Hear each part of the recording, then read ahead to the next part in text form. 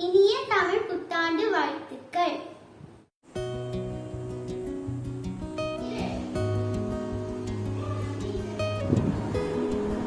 இன்னைக்கு வீடியோவில் தமிழ் வருடப்பிறப்புக்கு என்னென்ன வேலைகள்லாம் செஞ்சோம், என்னென்ன விதமாக செலிப்ரேட் பண்ணோன்ற vlog தான் பார்க்க போகிறீங்க.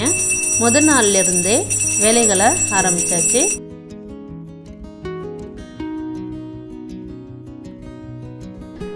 பூஜை சாமான்கள்லாம் முதல் நாள் ஈவினிங்கே எல்லாத்தையுமே சுத்தமாக விளக்கி எடுத்து வச்சுட்டேன். புளி கொஞ்சம் எடுத்துகிட்டு அதில் கொஞ்சம் தண்ணி தெளித்து முன்னாடியே வச்சுட்டு பீதாம்பரி எடுத்து வச்சுக்கிட்டேன்.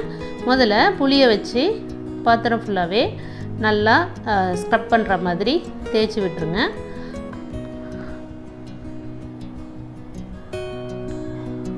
தேய்ச்சி விட்டுட்டு கொஞ்சம் நேரம் அப்படியே வச்சிடலாம். அதுக்கப்புறம் இப்போ காமாட்சி விளக்கையும் இந்த மாதிரி விளக்கிக்கலாம். புளியை வச்சு நல்லாவே தேய்ச்சி விட்டுடலாம். புளியை எப்போவுமே அப்படியே எடுத்து யூஸ் பண்ணாமல் கொஞ்சம் நேரம் தண்ணியை அது மேலே தெளித்து வச்சுட்டு யூஸ் பண்ணும்போது அதில் இருக்க சாரெல்லாம் நல்லாவே ஈஸியாக நமக்கு விளக்குறதுக்கு வரும். இந்த விளக்கில் பாருங்கள் எவ்வளோ க்ரீனாக இருக்குது உள்ளெல்லாம். ஸோ இதெல்லாம் ரொம்பவே ஈஸியாக நம்ம இந்த மாதிரி எடுத்துடலாம். ஃபஸ்ட்டு புளி வச்சு நல்லா தேய்ச்சி அது கொஞ்சம் நேரம் வச்சுட்டு அதுக்கப்புறம் தான் நான் பீதாம்பரி யூஸ் பண்ணி அதையும் தேய்ச்சி விடுவேன். நான் இந்த மெத்தடில் தான் எப்போவுமே பூஜை பாத்திரம்லாம் விளக்குவேன். ரொம்பவே நல்லாயிருக்கும். பாத்திரம்லாம் நல்லா எல்லோ கலரில் ரொம்பவே நல்லாயிருக்கும்.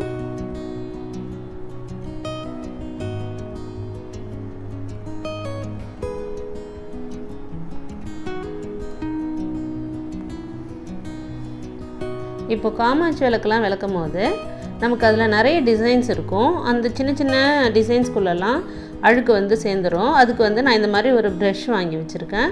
இது புது ப்ரஷ் தான், ஆனால் இதை இதுக்கு மட்டும்தான் நான் யூஸ் பண்ணுவேன். எப்போவுமே இந்த விளக்கு காமாட்சி விளக்கை இந்த மாதிரி தேய்க்கிறதுக்கு மட்டும் யூஸ் பண்ணுவேன்.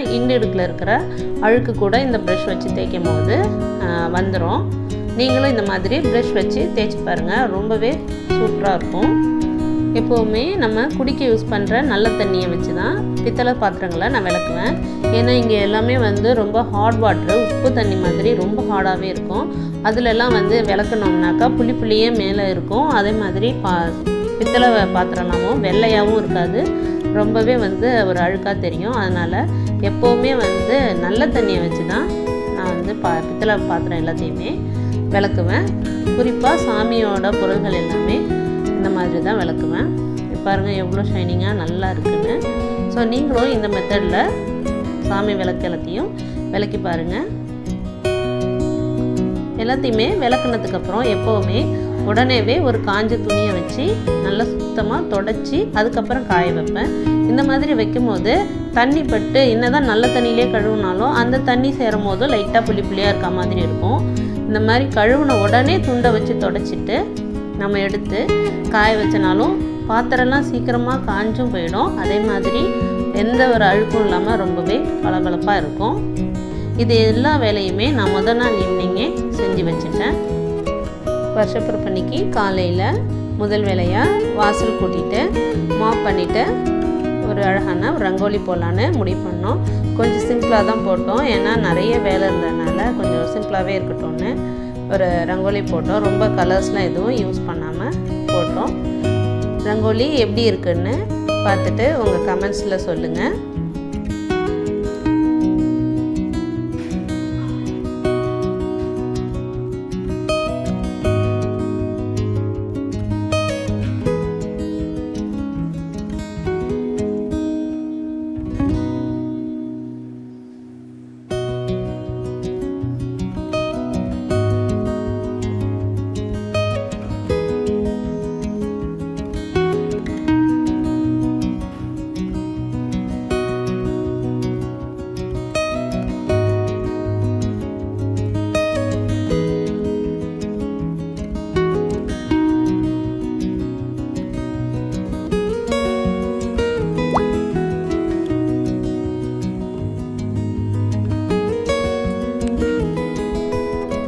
அடுத்ததாக அருகாலுக்கு தோரணமும் ஒரு சின்ன பூங்கொத்தும் பண்ணலான்னு செஞ்சுக்கிட்டு இருக்கேன். மாவிலை எல்லாமே காலையில் தான் போய் பறிச்சிட்டு வந்தேன். அப்போ தான் ஃப்ரெஷ்ஷாக இருக்கும். அதனால் எப்போவுமே காலையில் பறித்து நம்ம தோரணம் கட்டும்போது ரொம்ப நல்லாயிருக்கும் பார்க்குறதுக்கு. முதல்ல ஒரு மாவிலை வச்சுட்டு அதுக்கு மேலே ஒரு சாமந்தி பூ வச்சுட்டு சாதாரண நீடலில் கொஞ்சம் மொத்தமான நூலை கோத்துட்டு இந்த மாதிரி மேல் பகுதியிலேருந்து விட்டு அடிப்பகுதியாக எடுத்துக்கணும். அதுக்கப்புறம் இன்னொரு இலையை அதுக்கு அடியில் வச்சு நம்ம இன்னொரு சாமந்தியை அது மேலே வச்சு தையல் போடணும். இப்போ அடிப்பகுதியிலேருந்து விடும்போது அவ்வளோ ஈஸியாக நமக்கு தையல் போட வராது. அப்போது முதல்ல இலையில் விட்டு எடுத்துகிட்டு அதுக்கு மேலே பூவை வச்சு மேல் பகுதியிலேருந்து திரும்பவும் கொடுத்தோம்னா தையல் ரொம்ப ஈஸியாக இருக்கும். நான் சிம்பிளாக இதில் 4 இலை தான் வச்சு பண்ணியிருக்கிறேன். உங்களுக்கு வேணும்னா நீங்கள் நல்லாவே சூரியன் மாதிரி ஷேப்பில் ரவுண்டாக வச்சு கூட அழகாக இந்த தோரணம் இந்த பூங்கொத்து வந்து நீங்கள் பண்ணிக்கலாம். 4மே வந்து 4 இலையும் வச்சு பண்ணதுக்கப்புறம் இலையும் சேர்த்து விசிறி மாதிரி ஒன்றா அடியில் பிடிச்சிக்கிட்டு அந்த 4ஐயும் சேர்த்து ஒரே தையலாக போட்டு விட்டுடலாம். இப்போ அடியில் பெரிய செவந்தி பூவை வச்சு தைச்சி விட்டுட்டு பின் பக்கத்தில் அதை நாட் போட்டு விட்டுடலாம். இந்த பூங்கொத்து பார்க்கறதுக்கு ரொம்பவே அழகாக இருக்கும் டோரில் வச்சோம்னா.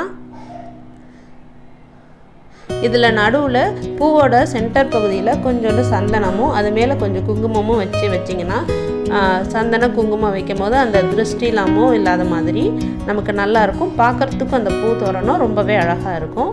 இப்போ மாவிலை தோரணம் பண்ணிக்கிட்டு இருக்கேன். இது ரொம்ப சிம்பிளான ஒரு தோரணம் தான்.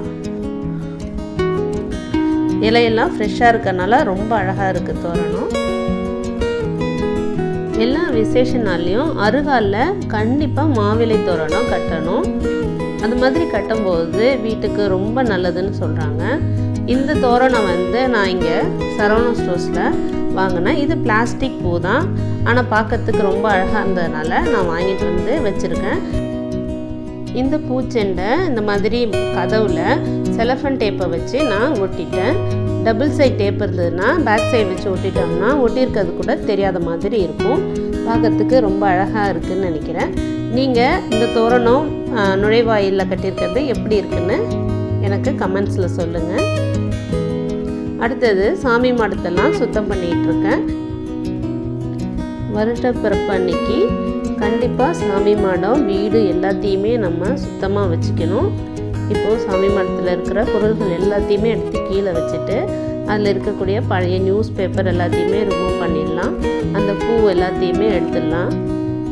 இப்போ பார்த்திங்கன்னா இந்த படம் நான் இப்போ க்ளீன் பண்ணிகிட்ருக்கேன். இந்த படம் என் பொண்ணு 5 இயர்ஸாக இருக்கும்போது பரதநாட்டியம் ஆடினதுக்காக அவளுக்கு ஸ்டேஜில் கிஃப்டாக கொடுத்தது.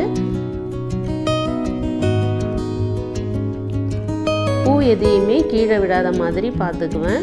அந்த பூ எல்லாத்தையுமே அந்த நியூஸ் பேப்பர்லேயே வச்சு அப்படியே அதை சுருட்டி எடுத்து போட்டுருவேன். அப்போ ஒரு பூ கூட கீழே வராமல் இருக்கும். சாமி பூ எப்போவுமே காஞ்சிருந்தாலுமே சரி காலில் மிதிப்படவே கூடாது, அது குடும்பத்துக்கே நல்லதில்லைன்னு சொல்லுவாங்க. புதுசாக பேப்பர் எடுத்து சாமி மடத்தில் விரித்து போட்டுட்டு பொருள்கள் எல்லாத்தையும் திரும்ப அதே இடத்துல எடுத்து வச்சுட்டேன். ஒரு நல்ல துணி எடுத்து சாமி படங்கள் எல்லாத்தையுமே தொடச்சி வச்சுட்டேன். சாமந்தி பூ ரோஜா பூ எல்லாமே முதல் நாளே வாங்கி வச்சுருந்தேன். அது எல்லாத்தையுமே அழகாக சாமிக்கு அலங்காரம் பண்ணி வச்சாச்சு. எங்கள் ஊர்லலாம் வருஷப்பிறப்பு அன்னைக்கு சில வீடுகளில் கறி எடுத்து ஆக்கி சாப்பிடுவாங்க. நாங்கள் ஆனால் வந்து சாம்பார் வடை பாயசம் அதுதான் செஞ்சு சாப்பிடுவோம். சாம்பார் வந்து பருப்பு வச்சுருக்கிறேன், உருளைக்கிழங்கையும் சேர்த்து வேக வச்சுருக்கேன் குக்கரில். வடைக்கு அரைச்சிட்ருக்கேன், உளுத்த வடை தான் அரைச்சிருக்கேன், 1/4 படி போட்டிருக்கேன்.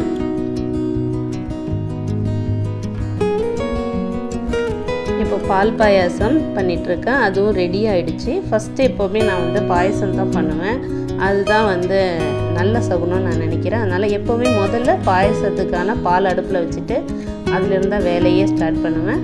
இப்போ சாம்பார் வைக்கிறதுக்காக காய்கறி எல்லாத்தையுமே க்ளீன் பண்ணி எடுத்து வச்சுருக்கேன். கத்திரிக்காய் முருங்கைக்காயெல்லாம் போட்டு சாம்பார் வச்சிடலாம். அப்புறம் முட்டைக்கோசு இதெல்லாம் அரிஞ்சு வச்சுருக்கிறேன். தக்காளி ரசத்துக்காகவும் சேர்த்து அரிஞ்சு வச்சுருக்கேன். இப்போ உருளைக்கிழங்கு வேக வச்சு எடுத்துட்டேன். வடை மாவு அரைச்சி எடுத்து வச்சுருக்கிறேன். ரசம் சாம்பார் எல்லாத்துக்குமே ஊற வச்சு ரெடியாக வச்சுருக்கிறேன். அடுத்தது வருஷப்பருப்புக்கு நம்ம செய்யக்கூடிய வேப்பம்பூ ரசம் வைக்கிறதுக்காக தக்காளி ஊற வச்சு வச்சுருக்கேன். அடுத்தது மாங்காய் பச்சடி செய்கிறதுக்காக மாங்காவும் கழுவி எடுத்து வச்சுருக்கிறேன். மாங்காய் பச்சடி செய்கிறதுக்கு முதல்ல தோலை நல்லா சீவிக்கணும். மேல் பக்கம் இருக்க தோல் எல்லாத்தையும் இந்த பீலர் வச்சு சீவிட்டு நம்ம பஜ்ஜி போடுறதுக்கு யூஸ் பண்ணுற அந்த இதை வச்சு நம்ம எல்லாத்தையும் இந்த மாதிரி சின்ன சின்னதாக சீவி எடுத்துக்கணும். அடுப்பில் எண்ணெய் வச்சுட்டு எண்ணெய் சுட்டோடனே கடுகு உளுந்து சேர்த்துட்டு அது கூட காஞ்ச மிளகாவும் கிள்ளி போட்டுறணும். இது எல்லாமே நல்லா பொரிஞ்சு வந்ததுக்கப்புறம் அதில் மாங்காவை நல்லா கழுவிட்டு அப்படியே வச்சிடணும்.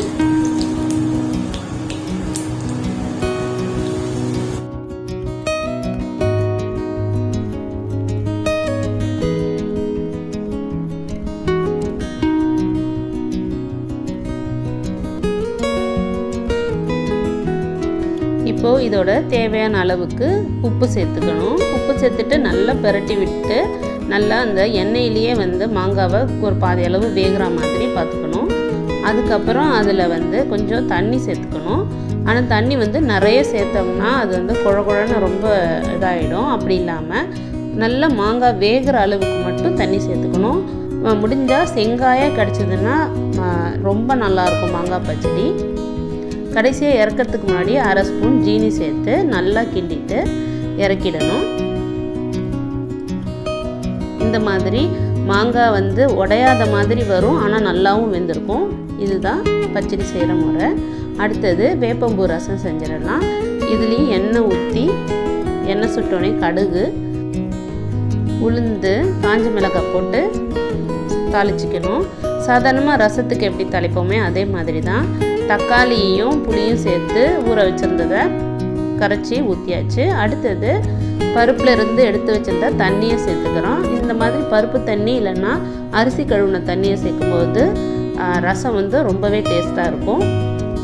அதில் கொஞ்சோண்டு மிளகு சீரகம் சேர்த்துட்டு அதில் 2 பல் பூண்டையும் இடித்து போட்டுறணும்.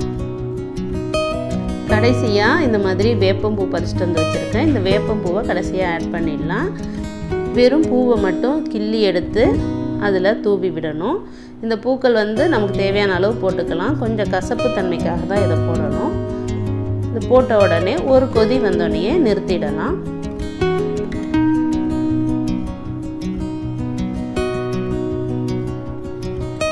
நல்லா சூடாக வேப்பம்பூ ரசம் வந்து ரெடி ஆயிடுச்சு.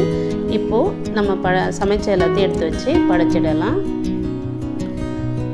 மாங்காய் பச்சடியும் வேப்பம்பூ ரசமும் பாயசமும் இதில் கண்டிப்பாக நம்ம செய்கிறோம். இதெல்லாம் எதுக்காக செய்கிறோம்னா நம்மளுடைய சமையலில் அறுசுவையும் இருக்கணும். ஏன்னா நம்மளோட லைஃப்லையும் அதே மாதிரி கஷ்டம் நஷ்டம் இன்ப துன்பம் எல்லாமே கலந்தது தான் வாழ்க்கை அப்படின்னு சொல்கிறாங்க. இந்த வருட பிறப்பு அன்னைக்கு இந்த சுவைகள்லாம் சேர்த்து நம்ம சாப்பிடும் இந்த எல்லாத்தையுமே ஒரே மாதிரி நம்ம அணுகுவோம். அப்படிங்கிறதுனால இதை நம்மளுடைய சாப்பாட்டு முறையிலிருந்தே நம்ம முன்னோர்கள் நமக்கு சொல்லியிருக்காங்க. அதனால் நீங்களும் கண்டிப்பாக இந்த அறுசுவையும் செஞ்சு சாமிக்கு படைங்க.